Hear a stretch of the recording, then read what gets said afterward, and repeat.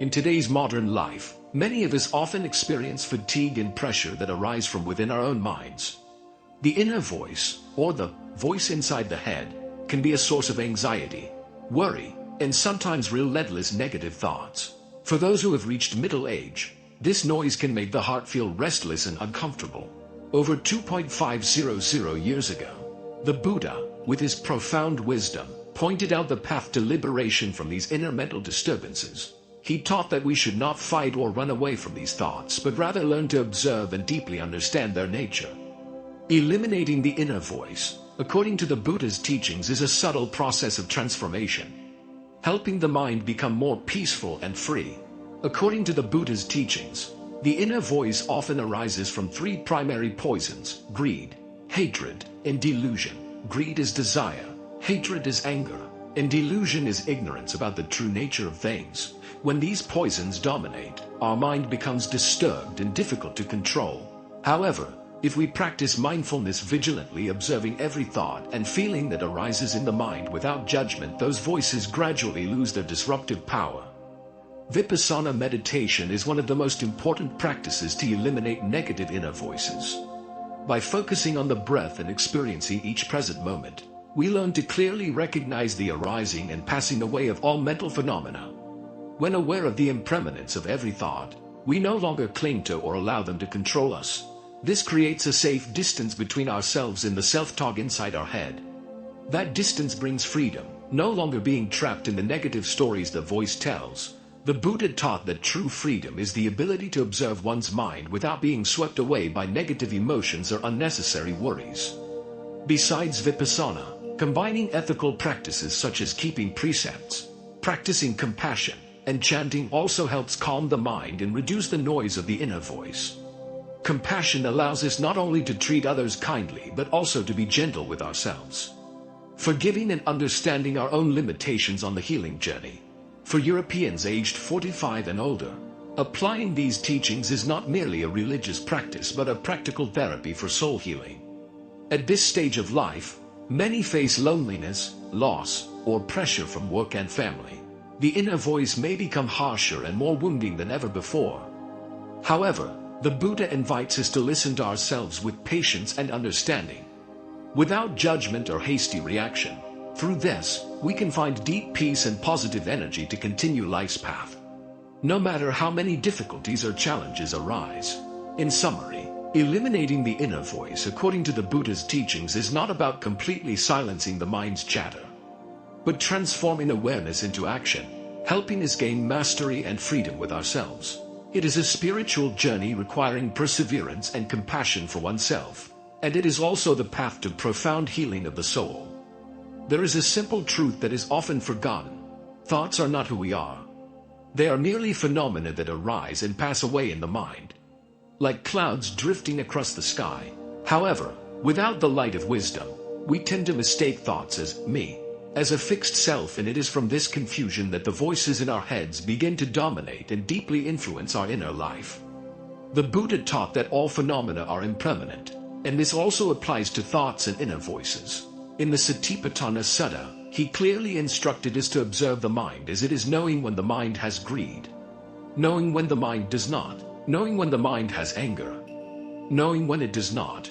This awareness is not to suppress or control the mind, but to see through the selfless and impermanent nature of it. The problem lies in our lack of mindfulness. We let the mind wander, caught in the stories it creates. A single negative thought arises, like, "I'm not good enough," and it leads to a stream of other thoughts: self-comparison, feelings of failure, guilt. These thoughts become a raging current, sweeping us away and making us believe we have no choice. But the Buddha's teachings offer a way out. He taught that between stimulus and response, there is always a pause, a moment of mindfulness. If we can rest in that moment, looking at the thought without instantly believing it, we will discover freedom. This freedom does not come from silencing all thoughts, but from the ability to choose whether or not to follow them. Mindfulness is not just a meditation technique, it is a way of living. It is the art of returning to oneself in each moment. When you drink tea, simply know you are drinking tea. When you walk, just know you are walking.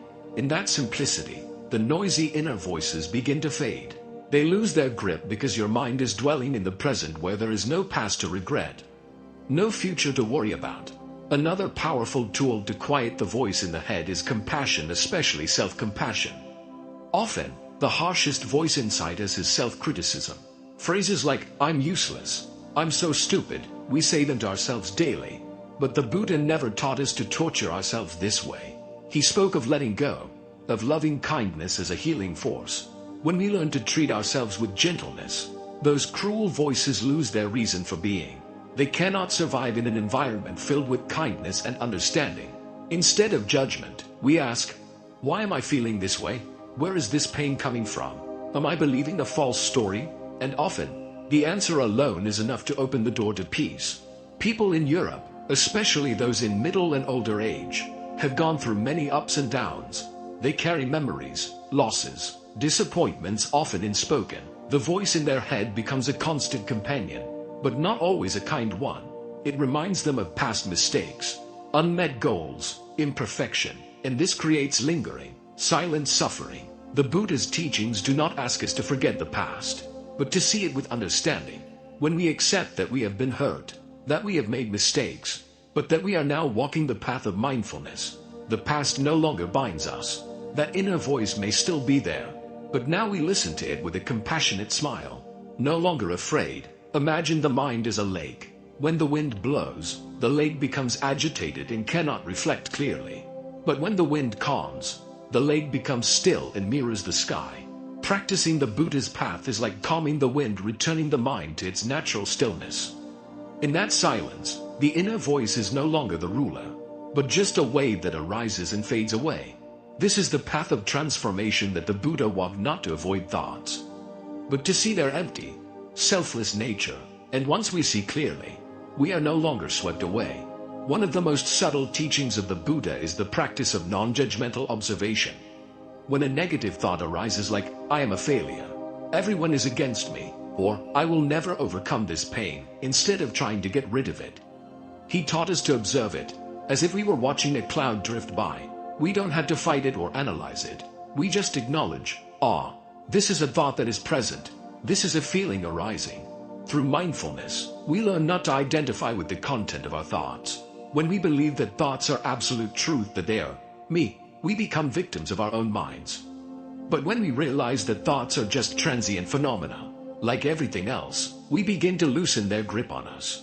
This is especially important in the modern world, where many people live entirely in their heads, trapped in a loop of constant analysis, judgment, forecasting, and anxiety. In Europe, many older adults live alone, with ample time for reflection, but this reflection doesn't always lead to insight. Often, it becomes cycles of self-blame, regret, and inner punishment, and because no one else can see what is happening in our minds, this suffering becomes silent and persistent. Imagine your mind as a garden. Negative thoughts are like weeds. If left unchecked, they will grow everywhere, consuming space and energy. But if you care for your garden daily with attention and kindness, you will start to plant new seeds, understanding, forgiveness, and acceptance. Gradually, the garden will change, not because the weeds disappear entirely, but because they no longer dominate. When the inner voice says, "I am not good enough," instead of believing it, you can gently respond, "That's just a thought. I don't have to believe it." When you hear a whisper saying, "Everyone has forgotten me," you can smile and say, "Loneliness is visiting me, but it too will pass." Moment by moment, you become your own kindest companion. In the Dhammapada, the Buddha said, "The greatest enemy of a person is not another person, but an untamed mind." This was not meant to blame, but to remind us that if we wish to heal, we must turn inward, not to punish ourselves, but to awaken the light of wisdom. A very practical method is naming the emotion. When a strong feeling arises, sadness, anger, anxiety, instead of reacting, just name it. This is sadness. This is worry. This is fear. It may sound simple, but it's a profound act. By naming the emotion, you are already stepping back from it. You are no longer under its control. And in that gentle distance, you begin to see the true nature of the voice in your head. Most of it is born from memory, from things that have been repeated so often that we assume they're true. But the Buddha taught that all phenomena are non-self, meaning that nothing is truly me or mine. thoughts, too, are not self. When we truly see this, freedom arises. European culture highly values logic and critical thinking, which is excellent for science and progress, but sometimes leads to a disconnection from honest emotion. Many people have learned to analyze their pain instead of feeling it, to explain their emotions rather than embrace them. This makes the voice in the head even more complex because it not only speaks but argues, debates, and magnifies every issue. To return to simplicity, the Buddha didn't ask us to become empty or stop thinking. He taught us how to live with thoughts without being consumed by them, how to be with the mind without being swept away by it. Like someone sitting by a river watching the water flow, we see, but we don't get carried away. Inner freedom does not come from eliminating every voice. It comes from the ability to listen to them all with calmness, compassion, and wisdom. It is the place where we no longer need to fight the voice in our heads. We simply smile and continue walking on the path of insight, where every step is a return home. Perhaps one of the most important steps in removing the negative voice in our heads is developing self-compassion. It may sound simple, but for many, especially those who grew up with criticism, trauma, or strict environments, treating oneself kindly is a foreign concept. The Buddha never blamed anyone for the thoughts they had. He understood that the mind is a stream, constantly changing, and that anyone can be swept away by delusions or false perceptions. But he also taught that we can pause, see clearly, and begin the journey of healing from that awareness. When the inner voice says, "I am unworthy of love," instead of fighting back or forcing positive thinking, just pause and breathe. Gently ask yourself, where did this thought come from? Is it from the past? Is it someone else's voice that once hurt me? Simply recognizing this is already a great step toward awakening. Many older adults in Western countries often feel lonely. They may have lost loved ones, or no longer feel useful in society. In that quiet space, the negative voice can easily take over, bringing memories of past mistakes, regrets, or a sense of slowly fading away. The Buddha taught that your presence, even as a solitary individual in a quiet room, still carries immense value. You are alive, capable of transformation, and still worthy of love. A beautiful practice in the Buddhist tradition is metta bhavana, cultivating loving kindness. You can sit in silence, place your hand on your heart, and repeat phrases like, "May I be peaceful, may I be loved, may I let go of the pain inside me." At first, these phrases may feel strange or artificial, but with repetition, day by day, your heart begins to open. Loving kindness is not a fleeting feeling, it is a way of life, a conscious choice. Every time you choose gentleness over self-criticism, you are watering the seeds of compassion, and from there, the negative voices begin to lose their grip. Because the one thing darkness fears most is the light of understanding and love.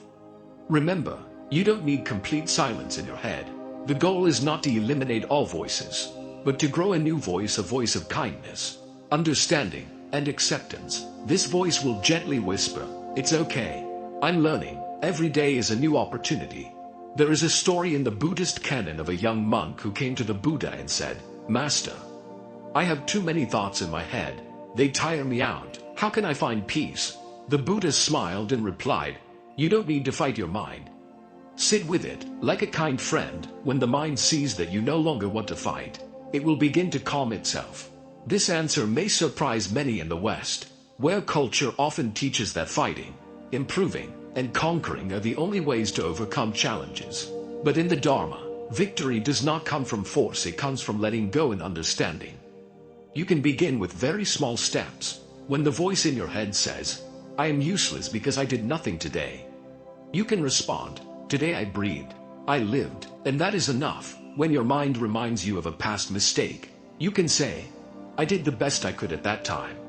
Now, I choose to forgive." Forgiving yourself is not forgetting your mistakes, it's refusing to let them bind you any longer. Forgiveness gives you the freedom to begin again, with a more open heart. If you've lived for decades under the control of negative thoughts, don't expect overnight change. Those voices were repeated thousands of times. But with each mindful moment, each time you choose to speak kindly to yourself, you are rewriting your inner script. It's like learning a musical instrument at first. The notes may be off, the rhythm awkward, but with daily practice, the melody becomes clear, and one day, you will hear a new song rising from within, not filled with blame, fear, or sorrow, but a quiet peace that comes from the loving kindness you have patiently cultivated. In the journey of removing the negative voice in the mind, one of the key teachings from the Buddha is mindfulness, the ability to be aware of the present moment without judgment. Imagine your mind as a room. Every thought is like a guest knocking on the door. Some guests are joyful, others rude, some whisper negativity. Mindfulness doesn't ask you to force them out immediately, but to open the door, recognize each one, and gently say, "Ah, here is insecurity. Ah, this is the fear of abandonment." Once you can name them, they no longer control you. One of the most striking images the Buddha used for the mind is the monkey mind. Our minds jump from thought to thought, especially when we're not aware.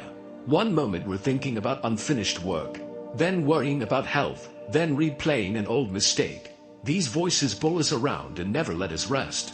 But if we pause, simply sit and breathe, observing without resistance or judgment, something magical happens. The negative thoughts, which gain power only when we identify with them, start to lose their grip when we observe them like clouds drifting across the sky.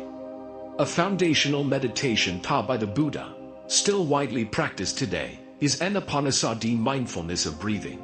You don't need to sit cross-legged or find a perfectly quiet space. Just sit upright, close your eyes, and observe the breath going in and out. When thoughts arise, simply note, thinking, and gently bring your attention back to the breath. Every time you do this, you're training the mind not to follow the negative voice. You don't need to eliminate all thoughts, that's nearly impossible. What matters is learning not to be carried away. It's like standing by a river, watching leaves float by. You don't have to jump in and chase each leaf. There's a story about a man who was shot with an arrow. Instead of removing it and treating the wound, he kept asking, "Who shot me? Why did they do it? Where are they from?" While bleeding and growing weaker. The Buddha told this story to show how we often get caught in analysis, blame, and judgment when what we really need is to care for the pain right now. The negative voice is the second arrow, and we are the ones who keep holding on to it. We often believe the voice in our head is truth, but in reality, it's just a mental habit, repeated over many years. If you grew up in a judgmental, unkind environment, you may have learned to speak to yourself that way by default. But fortunately, habits can be changed. The first step is to recognize the habit in action. You can practice by writing down the most common negative thoughts you hear in your head. For example, "I'm a burden to others. I always get things wrong. No one really cares about me." Then ask, "Who taught me this? Is it true? Is there any evidence to the contrary?" Finally, rewrite them with a more compassionate voice. "I'm doing my best, and that is enough. I'm not perfect, but I'm learning. There are people who love me, even if I sometimes forget." Writing out these thoughts and dialoguing with them is a powerful way to begin forming a new voice inside a voice that comes from understanding, compassion, and mindfulness. The journey of removing negative inner voices is not a straight path. Some days you'll feel like you're making great progress. Other days it may seem like you've gone back to the beginning. That's okay. The Buddha once said, "Even the longest journey begins with a single step." And you are walking step by step, breath by breath towards true freedom. One of the most profound truths in the Buddha's teaching is, you are not your thoughts. This realization is key to freeing yourself from the negative voice that whispers constantly in your mind. We often mistake our thoughts for our identity. "I think this way, so it must be who I am." But in reality, a thought is just a phenomenon passing through the mind like a cloud moving across the sky. When a dark cloud appears, the sky does not disappear. Likewise, when a negative thought arises, your clear and peaceful nature is still present. You've just forgotten it momentarily. The Buddha described this spacious quality of awareness as the mind like the sky, unattached, unbound by any single content. When you pause and observe the voice in your mind without judgment, without chasing it, you begin to touch that deep inner stillness. That is where healing begins. Many of us carry wounds from the past, being hurt, betrayed, ignored. These wounds, when not properly acknowledged or held with care, often morph into inner voices of blame and self-destruction. "I'm not worthy. I always disappoint others. I'll never change." But the Buddha taught that all suffering can be understood, and through understanding, it can be released. This begins by turning inward, not to analyze or criticize, but to listen with gentleness. The negative voice, when seen with wisdom and compassion, melts away like ice meeting the sun. Imagine speaking to the child within you, the child who was once scolded harshly, abandoned emotionally, or made to feel like a burden. If you simply repeat the same criticisms, you deepen the wound. But if you sit and say, "I'm here, I hear you, you've been through so much," something miraculous begins to happen. The child within starts to believe it is lovable. We cannot change what happened in the past, but we can change how we relate to ourselves from this moment forward. True transformation does not begin by rejecting the negative voice, but by understanding how it was formed. Take a few minutes each day to sit quietly. Place a hand on your heart and ask, "What am I saying to myself right now?" If the answer is negative, don't resist it. Simply meet it with compassion and say, "Thank you for speaking. I know you're in pain. This isn't weakness, it's the greatest courage, to face your own fear and pain with kindness." With consistent practice, you begin to build a new inner foundation, a space where you're no longer the victim of harsh inner dialogue, but a true friend to yourself. The Buddha called this self-knowledge, seeing clearly into your own mind, understanding your patterns, and letting go of the illusions that cause so much pain. Another powerful tool is loving kindness meditation, metta bhavana. You start by offering good wishes to yourself. May I be happy. May I be healthy. May I be at peace. Then extend that loving energy to loved ones, to neutral people, and even to those who challenge you. In this way, you gradually shift your inner energy from contraction to openness and connection. When the negative voice arises, instead of letting it take over, you can silently say, "I see you. I understand why you're here. But now, I choose kindness." This is a profound shift. You're reclaiming the power of your inner world. The healing path is never linear. There will be days you feel you've moved forward, and others where it seems you're back at the beginning. But as the Buddha taught, everything is impermanent. Even pain, fear, and negative thoughts, they do not last forever. And with every moment of mindfulness, you plant a new seed, a seed of understanding and love. If the voice in your head is a source of suffering, then recognizing and transforming it is a journey of awakening. The Buddha didn't teach us to fight negative thoughts with willpower or repression. He taught us to face them with the light of mindfulness. Mindfulness is the energy of present moment awareness without judgment or avoidance. When the negative voice arises, instead of being dragged along by it, you can simply pause and take a deep breath. Then, gently say to yourself, "This is a negative thought. It is not who I am. It's just passing through." In that very moment, you create space between the observer and the observed. This is the key, because the moment you recognize you're caught in a negative voice, you are no longer controlled by it. We often think we must change our thoughts in order to feel better. But sometimes the most powerful act is simply not to identify with them. When you stop believing everything your thoughts say, they begin to lose their grip. Imagine a dear friend falling into self-blame. They say, "I'm terrible. I never do anything right." Would you agree with them? Of course not. You'd comfort them. "That's not true. I see how hard you try. You're worthy. So why don't we offer the same kindness to ourselves?" The Buddha emphasized that you cannot truly love the world unless you learn to love yourself first. Loving kindness is not first a gift to others. It's a flame that must be lit in your own heart. Many people fear that if they're not hard on themselves, they'll become weak or lazy. But paradoxically, when you love yourself rightly, you grow stronger and more motivated. You no longer waste energy on shame or self-punishment.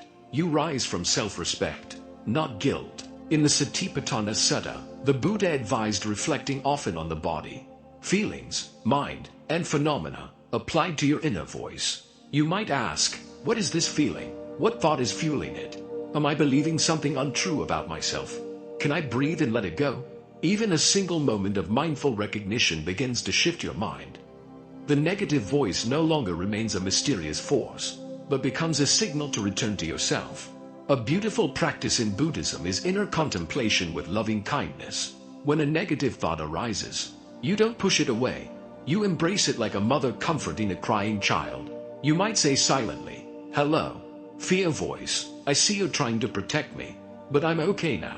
You can rest." This approach not only calms the surface mind, but also heals deep layers of hidden wounds. Negative voices often stem from unprocessed memories of parents' harsh words, a rejection, a cold stare.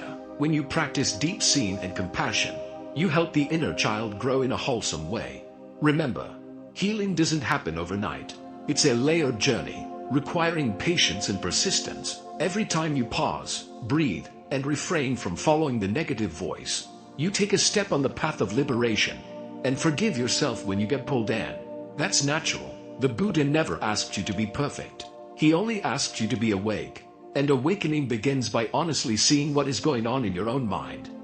In the Buddha's teachings, there is a profound truth we must remember. All mental phenomena are impermanent.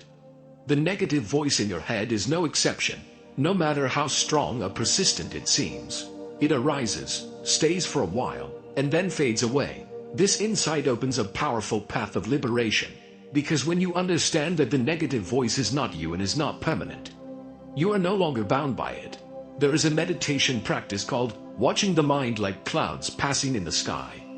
Thoughts and emotions, even the heaviest inner voices, are like clouds drifting across the sky of awareness. You don't need to chase them, nor do you need to push them away. You simply remain still, like the open sky, letting everything come and go. This is not passivity, it is a posture of presence and strength, because when you create inner spaciousness, you're no longer afraid of passing phenomena. You no longer panic when a negative thought appears. You know clearly, it will pass. It is not me. And from that stillness, you begin to hear other voices within, gentler whispers, more truthful desires, quiet intuitions that were previously drowned out by the noise of negativity. As judgmental voices fade, compassion begins to speak. This compassion is not a lofty ideal. It is a real capacity within each of us. You felt it before, when watching a sleeping child, hearing music that moves you, or standing before a sunset and feeling your heart soften. The Buddha called this the boundless heart of loving kindness, a heart without limits, without discrimination. Such a heart not only embraces others but also includes yourself, even the wounded, rejected parts. And when you practice compassion for yourself, a miracle begins. The voice in your head starts to change. Instead of blame, you hear encouragement. Instead of "I'm not good enough," you hear "I'm learning every day." Instead of "I failed," you hear "I just gained experience to grow." It doesn't happen instantly, but every moment of mindfulness, every breath taken in full presence, plants new seeds in your mind, seeds of awareness, of love, of healing. And those seeds will sprout. Remember the Buddha's famous teaching: mind is the forerunner of all things. Mind is chief. Mind makes all. If one speaks or acts with an impure mind, suffering follows like the cartwheel following the ox's hoof. And conversely, if one speaks or acts with a pure mind, happiness follows like a shadow that never leaves. The negative voice is just a result of unwholesome seeds planted long ago. But when you start replacing them with mindful and compassionate thoughts, you're rewriting the entire inner script of your life. You don't need to silence the negative voice with mental force. You only need to stop feeding it. Don't water it with attention, fear, or repetition. Instead, nourish the voice of kindness, of trust, of wisdom. Read a sutra, sit with your breath, or simply remind yourself, "I'm doing my best. I deserve peace." With steady practice, you'll realize your mind is a garden. If left unattended, weeds will overrun it, but with proper care, flowers of understanding and love will bloom. And then, in the moments you feel most fragile, you'll hear a warm voice from within whisper, "You're okay. You're on the right path." One of the most profound insights the Buddha taught is that suffering does not arise from circumstances, but from how we receive and interpret those circumstances. The negative voice in your head is the same. It's not the issue itself, but your reaction to it. Imagine someone sitting in a room and hearing a knock at the door. If they calmly walk over and open it, nothing is wrong. But if they panic, imagining danger and creating terrifying scenarios in their mind, it's their fear and imagination that causes suffering, not the knock itself. The negative voice is like a persistent knocking inside your mind. But instead of observing it with calm awareness, we usually react with fear, judgment, or rejection. We don't open the door with mindfulness. Instead, we trap ourselves in a maze we've created. Mindfulness in the Buddha's teaching is the key to open that door. Mindfulness doesn't suppress the negative voice. It simply acknowledges its presence and refuses to identify with it. With consistent practice, you begin to notice, this is a thought, this is an emotion, it is not the absolute truth, it is not who I am. You become the observer, not the victim. You step out of the stream of thoughts and stand at a gentle distance. In that space, there is freedom, there is choice, there is transformation. One of the most basic Buddhist practices is mindful breathing. Just inhale and exhale with full attention. It may sound simple, but it is deeply powerful. Because when you focus on the breath, you return to the present where there is no past to regret, no future to fear, just the moment that is a place where your mind can rest. And in those moments, the negative voice loses its power, because it lives in the past and future. It feeds on memories and anxieties. But when you are fully present, you're no longer fertile ground for it. Another practice the Buddha taught is non-self contemplation, looking deeply into the nature of body and mind to see that there is no fixed, unchanging self. The negative voice clings to a certain identity. I am a failure. I'm not good enough. I'll never change. But with deep insight, you realize that this self is just a bundle of habits, memories, and repeated reactions. We are not the voice in our head. We are the awareness that hears that voice. When you realize this, a door opens. You no longer need to fight your mind. You just need to return to awareness. Like a loving mother holding a child in distress. No judgment, no rejection, just full presence with compassion. And miraculously, that very presence is the healing. Over time, the negative voice softens and dissolves. Like morning mist and sunlight, your mind becomes lighter. You begin to perceive subtle things that were hidden behind inner noise, a cool breeze, a bird flying by, the smile of a stranger. You realize that life doesn't have to be perfect for you to feel peace. As long as you are present fully and without judgment, every moment becomes a miracle. This is the true healing the Buddha pointed to. Not the erasure of all negative voices, but the awakening of clarity within us to meet those voices with love and wisdom. As the journey of understanding and practicing the Buddha's teachings on removing the voice in the head comes to a close, we realize a profound truth. True freedom is not the absence of that voice, but the ability to not be controlled or dominated by it. In everyday life, the inner voice, the ego, always exists. But what matters is that we learn to observe it with insight, without judgment, and without letting it rule us. The Buddha's teachings emphasize mindfulness, the awareness of the present moment, as the supreme tool to observe thoughts and emotions without being swept away by them. When we learn to pause and recognize the voice in the head, we can free ourselves from its bondage. Instead of being dragged into cycles of anxiety, fear, or resentment, we return to the peace that already exists within us. Meditation and mindfulness are practical methods that help us maintain this awareness. Sitting quietly, breathing deeply, and observing the breath, simple acts that hold great power. Over time, we cultivate patience and compassion for ourselves, realizing that the voice in the head is just a small part in the vast stream of consciousness. True healing begins with letting go of mistaken self-identifications, the negative stories we keep repeating in our minds. The Buddha teaches that all suffering originates from ignorance, the lack of correct understanding of reality. When ignorance dissolves, we see clearly the impermanence and interdependent nature of all phenomena, thereby learning to let go and not cling. Remember, in each moment, you have the choice to return to mindfulness. There is no need to eliminate the voice entirely, but simply not to let it control your actions and feelings. Inner freedom is the gift the Buddha offers to everyone, so we can live a peaceful, complete, and meaningful life. In the light of this teaching, you are invited to return to yourself, discover the deep peace within, and walk the path of liberation from troubling voices. Let the compassion and wisdom of the Buddha illuminate and guide you through all sorrows, and live in the freedom of a mind unbound.